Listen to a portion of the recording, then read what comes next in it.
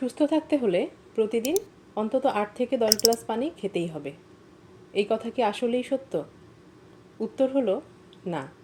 সবার শরীরে পানির চাহিদা একরকম নয়। কার কতটুকু পানি প্রয়োজন সেটা নির্ভর করে শরীরের ওজন, আবহাওয়া, শারীরিক পরিশ্রমের পরিমাণ এবং খাবারের ধরনের উপর।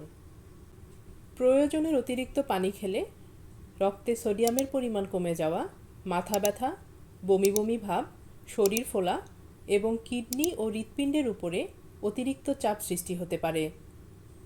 তাহলে কিভাবে বুঝবেন শরীর কখন পানি চাচ্ছে আর কখন চাচ্ছে না? খুব সহজ। পিপাসা লাগলে, প্রস্রাবের রং গাঢ় হলুদ হলে বা মুখ শুকিয়ে যেতে থাকলে বুঝতে হবে শরীরে পানি প্রয়োজন। আর এসব কিছু না থাকলে জোর করে পানি পান করার প্রয়োজন নেই। গ্লাস গুণে নয়, শরীরের প্রয়োজন অনুযায়ী পানি পান করুন। সুস্থ থাকুন।